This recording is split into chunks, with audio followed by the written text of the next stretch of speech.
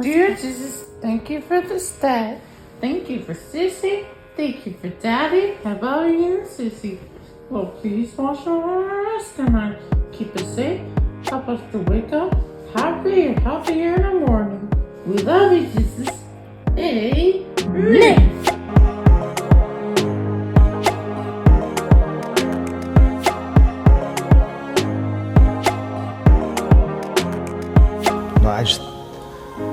I lift him up in this moment, in this time, that he would feel your presence. He would feel your touch in a miraculous, amazing, beautiful, glorious way. Dear God, Thank you thank you. for today. Thank you.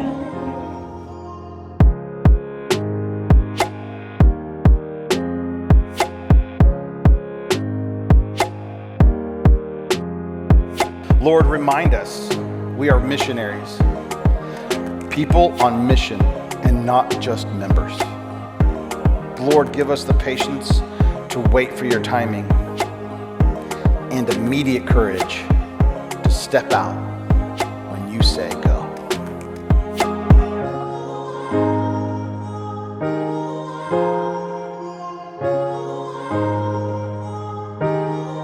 Good morning, everybody. Good morning, everybody. There we go. You can't be asleep before I start. That's my job in the next 20 minutes. No, all right. Oh my goodness, I love this video. I didn't say this last week, but those are all our kids, our people praying. It's Braden Shepherd praying, who just the fact that he's praying out loud is an answer to prayer. And his mama has to sit in the balcony because she cries the whole time that's happening. So, but we love the Shepherds and love Braden. It's just so beautiful to watch those kinds of steps of faith happen.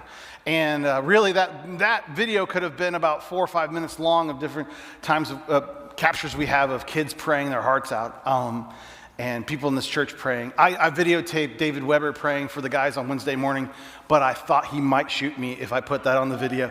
So I decided, he's been going at it with varmints around his house, so I don't know what his armament situation is at the moment, so I decided not to do it. But it's such this beautiful, powerful prayer.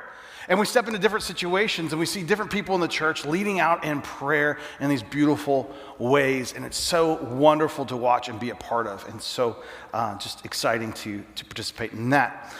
Speaking of prayer and leading out, this Friday we had a youth-led lock-in, which I know it's youth-led because no youth pastor that is in his right mind will want to do a lock-in. But we had a youth-led lock-in. Our student leaders put that on. And being student-led, it has a lot of flexibility in the schedule. And so they did a regular service at, I think, 10 o'clock at night. And the kids got back together and said, well, that wasn't enough. We're going to do another service at 2 o'clock in the morning. So they designed a whole second service that night. I thought, how beautiful is that? Because at 2 o'clock, I'm going to be honest with y'all. 17-year-old Jared at a lock-in at 2 o'clock in the morning wasn't thinking, man, I wish I had another church service. He was thinking, what kind of sardines could he play here? We had a lock-in at a YMCA. What kind of racquetball can I hit? Or what can I hit with a racquetball? Or what girl can I chase? Or what can I do? Not, hey, you know what would be great? Let's do a second service.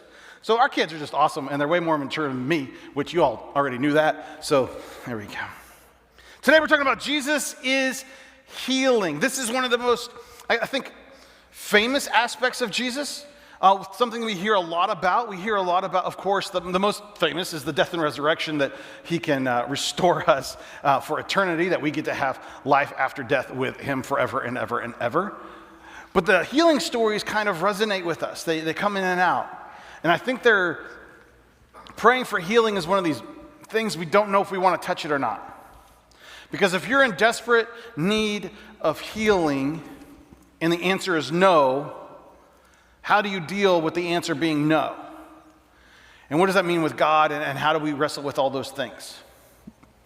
How do we struggle through that? And so I want to help us have a framework in which we can deal with healing in our lives. Now, if you don't know me, if you're newer to the church, my mom, Kendall, I'm not going to talk about grandma that much. Okay, last time I talked about grandma on Mother's Day for a long time, it was a little emotional for my daughter, and I apologized to her about that because she's like, just give me a heads up. I was like, well, the Holy Spirit did it. I needed a heads up. So anyway, there you go. So my mom had rheumatoid arthritis for 50 years, and she passed away from complications of that 2 Christmases ago. So my whole life was dealing with having a sick parent, watching her degrade year after year after year after year and get better, and then year after year and year get better. And so this is a major theological issue of my life. And so if you hear me speaking and you go, yeah, that's good for you, but you never struggled with that, let me tell you, I've been in the spot with the snot and the tears and the ugh and the stuff, okay? So I've been there. It may feel like I don't know what I'm talking about. I don't know where you're coming from. But let me reassure you, I know the pain. I know the hurt. I know the frustration. I lived it. So that comes from a shared experience. But if you don't know my backstory, you're like, who is this guy? Okay, I've been there. But one of the major lessons of dealing with that is I have to wrestle with, what does healing look like? What does God, when I see it in the scripture, I read the scripture, I believe that to be true. I believe that God still supernaturally heals. I still believe all these things, but what does that look like in my life when maybe healing didn't look like I wanted it to? There's a lot to unpack right there. A ton, like a whole series of messages about it. So we're going to try to give just a framework and how we can start working through that. In healing, Jesus always tells a bigger story. In healing, Jesus is always has, I can't quote myself, sorry. In healing, Jesus always has a bigger story to tell. In healing, Jesus always has a bigger story to tell. There's something always extra going on. There's layers. At his root, he's a master storyteller, and he's telling the story of the divinity in healing. Whenever someone comes to him for healing, the healing happens, but there's multiple layers of healing that's going on. Maybe a healing in the community, a healing emotionally, healing spiritually, healing, all kinds of different layers are happening. It's not just, he fixed my broken toe, it's stacked on stacked and stacked. There's multiple levels of things going on in this moment. In healing, Jesus always has a bigger story to tell. Jesus' healing is spiritual, it's emotional, and physical. And here's the part I don't like. This but is I do not like this but. But we don't get to pick which one. Jesus' healing is spiritual, emotional, and physical. It can be all three. It can be two. It can be one. Jesus' healing is spiritual, emotional, and physical. But because we are not God, we are not sovereign, we are not the divine, we don't get to pick which one it is. And this is where the hang-up happens. Because in Jared's perfect world, he picks up the prayer phone. Could you handle that? Thank you. Let's check that off the to-do list. That person's fixed, healed, whatever. Right? That's Jared's perfect world. You guys are much more spiritual than me. You would never equate Jesus to a genie. But we do. Jesus' healing is spiritual, emotional, and physical, but we don't get to pick which one. And oh man, does that hurt sometimes. It's one of the most painful truths that I've come across as a believer and a follower of Jesus. It's so hard to understand, but it's necessary in maturing of our faith. The truth of it is, I want to pick. I usually want to pick the one that makes me feel the best or the people around me not hurt anymore. But Jesus' healing usually is like, I've got more. And when we start trusting the Lord to say he's got more for us, we might not understand how he has more for us, but he has more. I have more. He's always answering our prayer requests, but there's more. You're asking for a Matchbox car, and I want to give you a roller coaster. You're asking for a stuffed animal, and I'm giving you Disney World. That's the relationship, but we just don't see it because all I wanted was a stuffed Mickey. I didn't want Mickey. All I wanted was this little Matchbox car. I didn't want a whatever I said. Scars tell stories. Scars tell stories. People have some really cool scars sometimes. Scars of, if you were probably a boy who grew up in the 80s or younger, you've got asphalt still in your knees from where you built that epic ramp with your bike and you went flying over the handlebars and the asphalt still embedded into your knees. I see, like, yep, my boy's got that, I got that, whatever. Like, it's embedded in there. Those scars tell a story of that. Could you believe he did that? I have a scar in my shoulder. It looks like I got shot by a bow and arrow. I had rotator cuff surgery when I was 18. I tore it swimming, and so I have rotator cuff surgery, and it looks like someone shot me in the shoulder with a bow and arrow. So one day we're at the lake, and we're swimming with my nephews, and me, Bowen, and the nephews are swimming, and one of the nephews, who are quite a bit younger than Bo, looks at me and looks at Bowen and says, "What's wrong with your dad's shoulder?" And Bowen and I always tease about it, and Bowen goes, "Oh, you didn't know? Uncle Jared got shot by a bow and arrow." "Really, Uncle Jared?" And so, I mean, when your nephews think you got shot by a bow and arrow, you got to come up with some sort of story, right? Scars tell fun or crazy or hard stories. They tell stories. I have a J on my face here. I got bit in second grade by a Doberman pinscher, and it bit me in the face. It tells a story of still to this day. See a Doberman pinscher, I'm like, I love dogs. I've got big dogs. I love dogs. Go over to Josh and Madeline's house. They got a Great Dane that's the size of a house. I'm like, "Come here, baby." You got a miniature Doberman pinscher. I'm like, nope. I got scars, internal and external. Actually, the internal damage is probably more than what happened to my face. But the scars tell a story. You've got scars. Some of them you can't see. And some of those scars are the ones that Jesus is really interested in healing. Jesus' healing is spiritual, emotional, and physical, but we don't get to pick which one. Luke 8, verse 40. Now when Jesus returned, a crowd welcomed him, for they were all expecting him. Then a man named Jairus, a synagogue leader, came and fell at Jesus' feet, pleading with him to come to the house, because his only daughter, a girl of about 12, was dying. As Jesus was on his way, the crowds almost crushed him. And a woman was there who had been subject to bleeding for 12 years, but no one could heal her. She came up behind him and touched the edge of his cloak, and immediately her bleeding stopped. "Who touched me?" Jesus asked.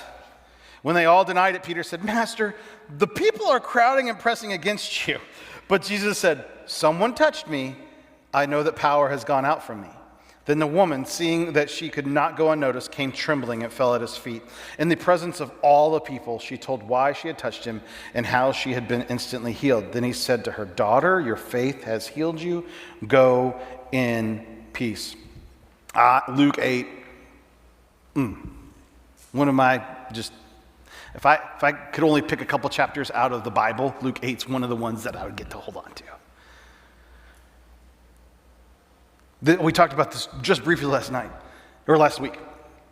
As we think about grabbing a hold of the hem of Jesus' garment, it's called the tzitzi. It's a fun word, but it's probably the tassels on his prayer shawl. And the prayer shawl would just come down and it would kind of walk and wave back and forth. And so she's probably grabbing the prayer shawl of Jesus. Just so desperate. I gotta get a hold of him. So there's this miraculous healing that happens, and Jesus stops this whole crowd. Can you imagine? It's like leaving Rupp Arena after the basketball game, right? Everybody's like doing this. And somebody touched me. Peter's like, "Jesus, dude, everyone touched you. This is not a thing to be a germ there right now. Jesus, this is just what's happening." And he's like, no. And he stops the whole town. This mob of people, he stops them. And you wonder, what are you doing? This woman obviously doesn't want any attention given to her. She's not bold enough to be like, "Jesus, I need healing." She's not bold enough to do those things. She just kind of slides in, gets in there, and grabs the hem of his garment. And for years, I wondered, what in the world? Why is this all about? But Jesus stops the whole crowd. Why? Because he doesn't want just the physical healing to happen. There's a spiritual and emotional healing that needs to take place at the same time. This woman has an issue of blood for 12 years. It means she's been on her menstrual cycle for 12 years. Ay, ay, ay, ay. Now that's bad enough, except it gets worse because that makes her ceremonially unclean. She can't participate in community events. She can't go to synagogue. She can't go to the temple gates. She can't participate in any of the parties. She can't go home for they don't have Christmas. Well, anyway, she can't go home for Hanukkah. She can't participate in any of these things.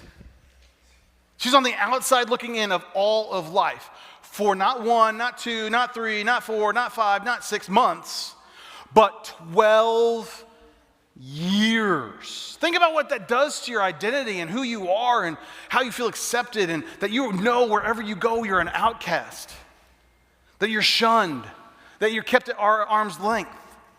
Oh my goodness. What does Jesus do? Somebody touched me. We know this Jesus. Somebody touched, the healing's already happened. The physical healing's already happened. He doesn't have to do this. I just imagine this is like I do this sometimes, I did it as a youth pastor more. There's a shy girl, and you're like, oh, Susie is the best. And she's like, wants to crawl inside herself. It's like, no, Susie, I'm going to talk about how amazing you are 8 different ways, because then you're going to build connections with people. And she also might want to stab me a little bit. But that's what I feel is what's happening with here. What, who touched me? I did. Now there's an emotional healing. She's healed. She's ceremonially clean. She can come to the party. She's back in action. There's an emotional healing. I see you. I see what you've been through, and I'm elevating you. I'm stopping this whole procession. I'm on my way to do something pretty important. There's a sick girl that's dying. I'm going to hold this whole parade up so that I can call attention to you. So you're not only just restored in this moment, but you are restored in the sight of community. And now you can have your life back. The healing is not just physical. It's spiritual and it's emotional in these moments. She's healed of the bleeding. He heals her. He heals her in the eyes of the community, and he gives her a new purpose. For us today, I think sometimes the healing that Jesus does for us might be healing in the eyes of community and setting us on new purpose. In healing, Jesus always tells a bigger story. While Jesus was speaking, someone came from the house of Jairus, the synagogue leader. Your daughter is dead, he said. Don't bother the teacher anymore. Hearing this, Jesus said to Jairus, don't be afraid. Just believe and she'll be healed. When he arrived at the house of Jairus, he did not let anyone go in with him except Peter, James, and John, and the child's father and mother. Meanwhile, all the people were wailing and mourning for her. Stop wailing, Jesus said. She is not dead, but asleep. They laughed at him, knowing that she was dead. But he took her by the hand and said, my child, get up. Her spirit returned, and once she stood up. And Jesus told them, give her something to eat. And her parents were astonished, but he ordered them not to tell anyone what had happened, which is the fastest way for everyone to know exactly what had happened. Right? Hey, Xavier, I got this secret for you. Don't tell anybody. Now, Xavier would keep my secret, but, Kylie, on the other hand, you tell a secret, and like, don't tell anybody. This is exactly what happened. Because you have a crowd of people, they want to know, don't tell anything. I don't know, it's my take on it, but. She was dead, and then she's alive. Don't worry, she's just asleep. Now, I love Jairus' faith in this moment. I've had a sick daughter before. We had a Lifeline Kindle. We got to ride in a helicopter when she was a couple months old. We got to be in ambulances, all kinds of fun stuff. She used to have developmental asthma really bad, and she'd be gasping for breath. Her oxygen would crater. It was real exciting. Now it's exciting. Then it was petrifying. And I'm like, the helicopter isn't flying fast enough for you to get my daughter to the hospital. If you've ever been in that situation, we could have been in an Indy car and it wouldn't have been fast enough to get to the doctors to get to where she needed to be. And Jairus is probably like, will you stop with the lady and talking about her? Could we get to my house? I got a sick girl. And if you're a parent, you know exactly what I'm talking about. Like just trying to be respectful. Let's move it along. Peter, if I slip you a couple more fish, will you push him along? Like what do we need to do here?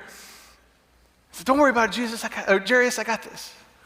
And the faith to say, okay, they're telling me. So what happens in Middle Eastern culture, specifically at this time, and still in different ways, is that you would pay, this guy has some money because he's a leader in the synagogue, he's probably pretty influential, and you would kind of have people who were set in the community ready to be designated mourners. And they would start wailing when someone was pronounced dead. And that was to bring like honor, but also to tell the community, this person has passed away, we need to be respectful of this, blah, blah, blah. And it just was this way of honoring. And so the cacophony of wah is starting to happen.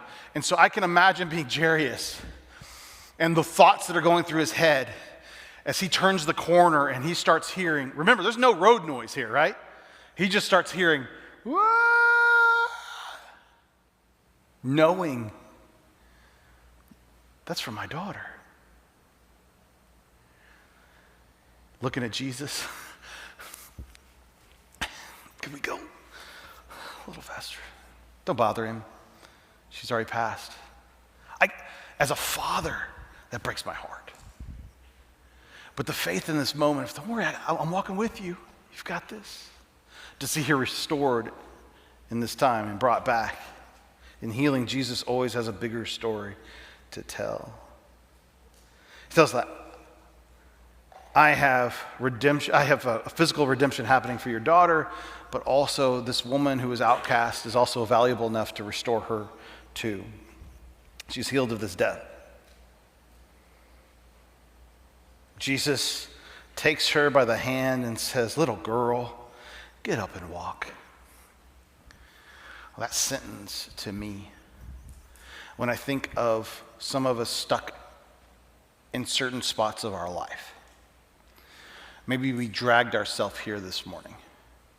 We came and it was a battle just to get here today.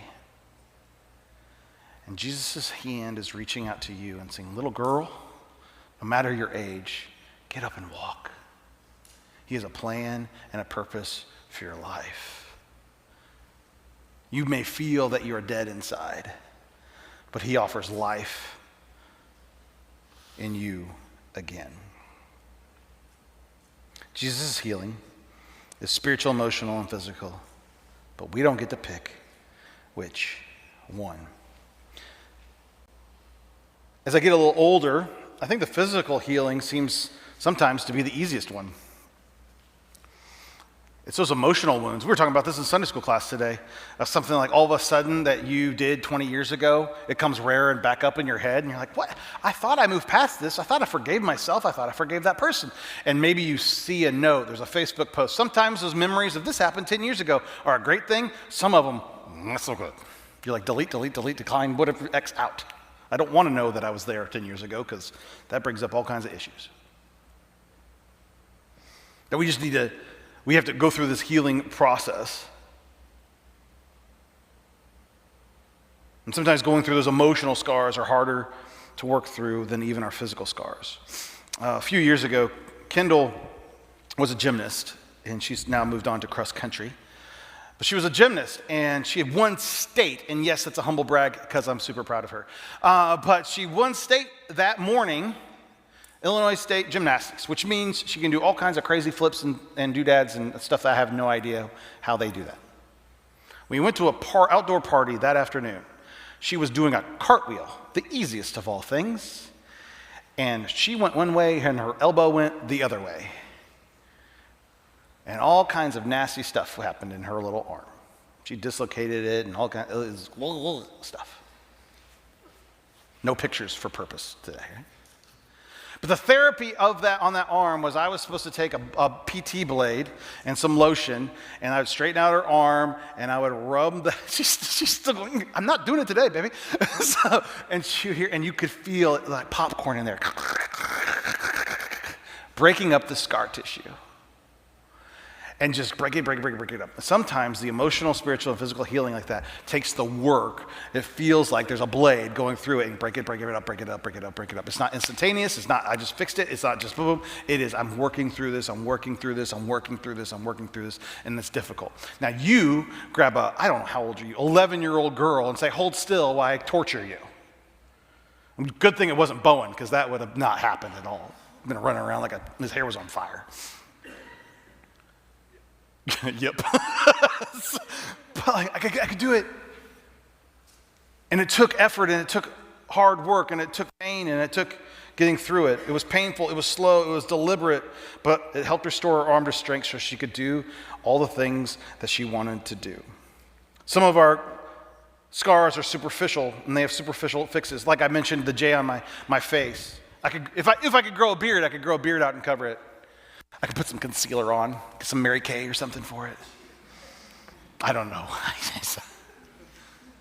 If I shaved, I don't even shave because I'm lazy. But if I shaved closely, you would never know that I have it. Some of you are probably like, I don't know what you're talking about. Great, I'm a little self-conscious of it.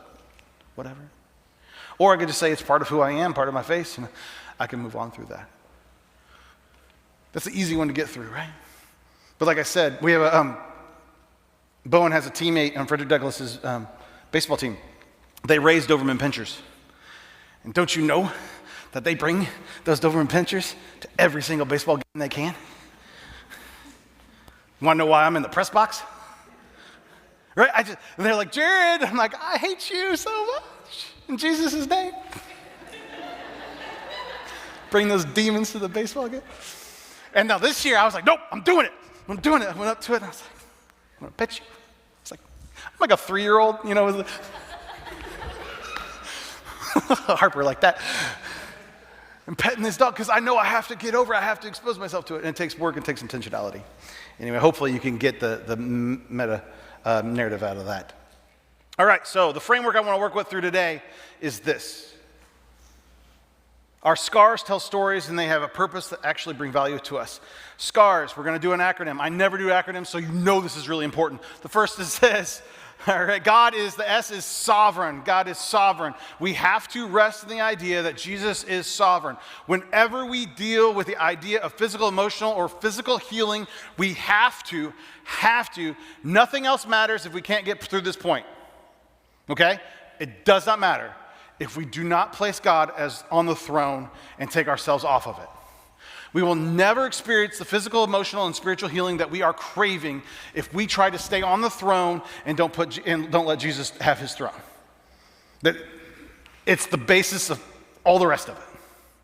God has to be sovereign in our life. And often, when we deal with healing and we deal with praying for healing and we deal with all those kinds of things, we want to put ourselves in the order of, hey, I pulled up to this drive-through, I called it in, I wrote the email, Lord, when are we going to get on that?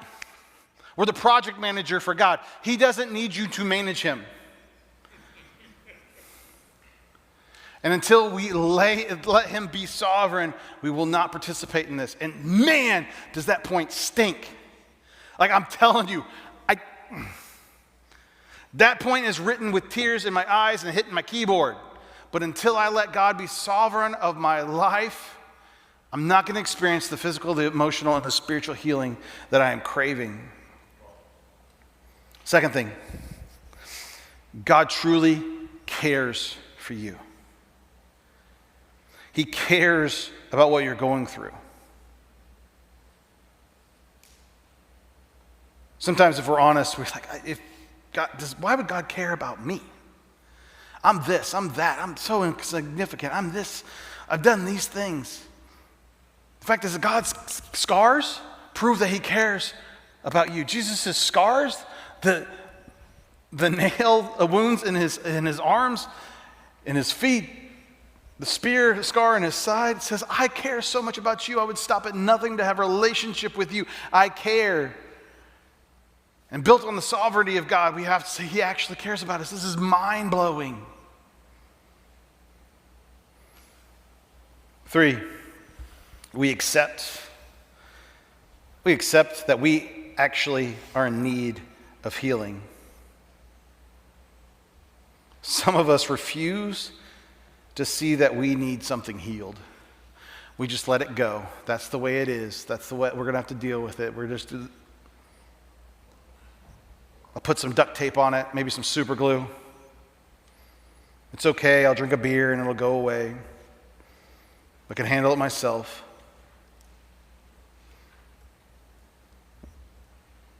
We need to accept that we are actually a person in need of healing. I mean, is that physical, whether that's emotional, whether that's spiritual? I had somebody in the church had diabetes, and they got a splinter in their foot. And they refused to go to the hospital. And they refused to tell the doctor about it. They refused to have it looked at. It's just a splinter. And the splinter was in there. I'll be okay. It'll work its way out. It'll come out. I'll get it. And they let the splinter in there. Let the splinter stay. Let the splinter stay. Let the splinter stay. The man lost his foot because of a little splinter that would have taken 5 minutes for a doctor to take out of his foot. We didn't want to accept the help that he needed. Some of us are in a spiritual place of not accepting that we need the love and the mercy and the grace of God in our lives. He is sovereign. He cares about us, and we need to accept his help. Third is this receive. We have to receive the healing from God. Sometimes it feels like we kind of just pick at wounds just to see them bleed again. If you've had a teenager or a boy, period, you've seen this happen.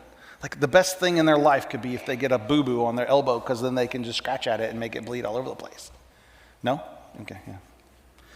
If you're going to have a teenage boy, let me tell you, that's what you're going to have in your life. It just happens over and over again. Every boy does it for some reason. And while we might do that with a superficial thing, like on something on our knee or our elbow, sometimes 3 o'clock in the morning rolls around, and there's emotional scars that we just pick at, and we wonder why we can't go back to sleep. We wonder why we're so wounded. We wonder why we wake up so groggy and so hurting. We wonder why it's so hard to put our feet out of the bed this morning. It's because we're actually kind of wounding ourselves and just keep on picking up those wounds and picking at them and picking at them and picking at them and picking at them.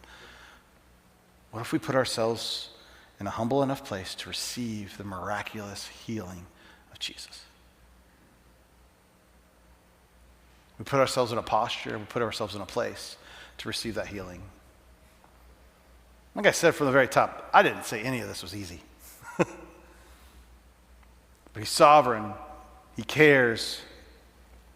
We have to accept it and receive it. And one of the beautiful things about your scars is it tells this story.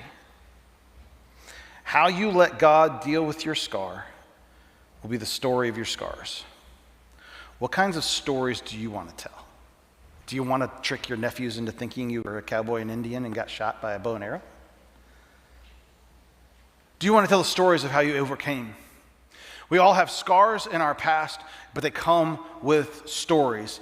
And it's the fastest, easiest, and most influential way to share the gospel of Christ. I once was this, and that's where I got that scar, but now I am this.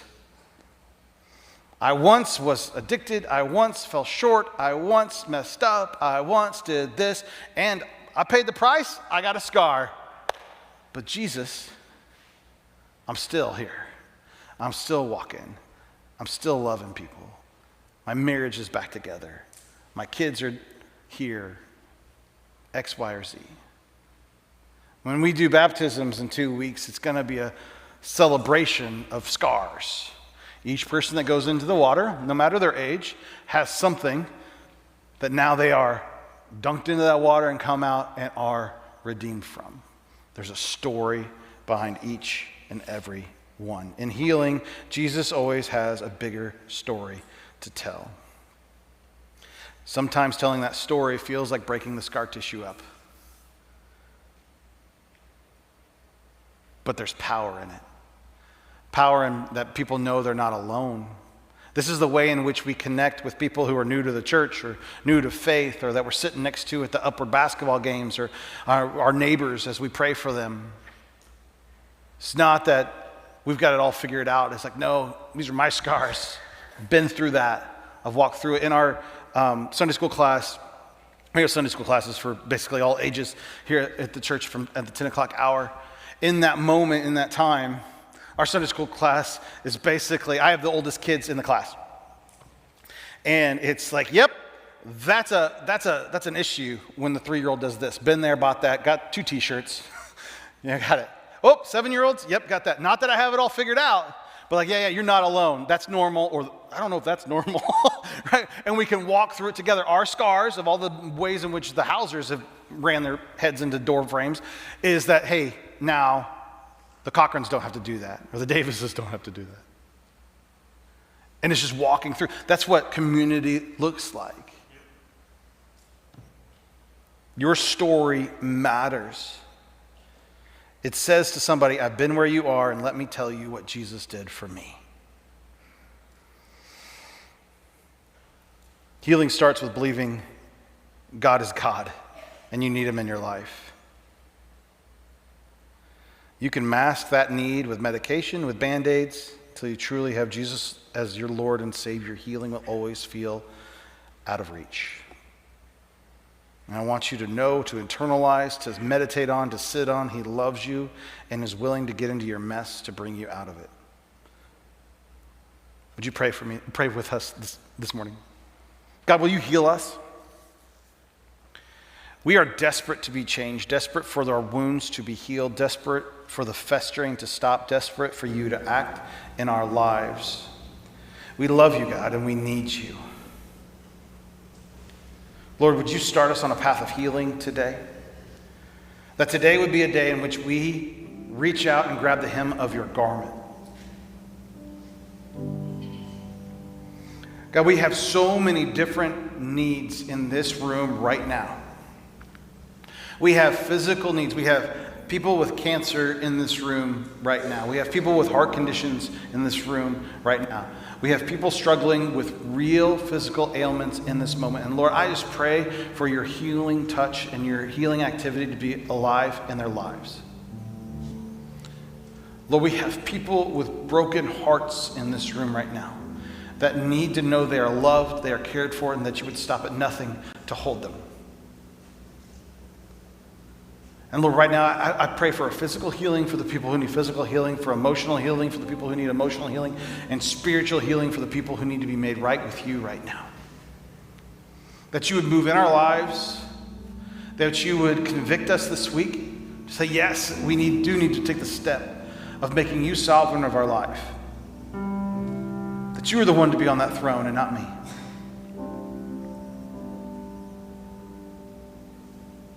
Lord, I thank you for the healing you have done, for the scars that you've turned into stories over and over and over and over again. How you've been faithful, how you've walked through, how you have never left us alone, you have never abandoned us, and you will never abandon us. And I thank you for what you're doing in our lives. I thank you for what you're doing in this church. Lord, I thank you for the healing that has been poured out in different situations, in different relationships, and different pain points all throughout this church.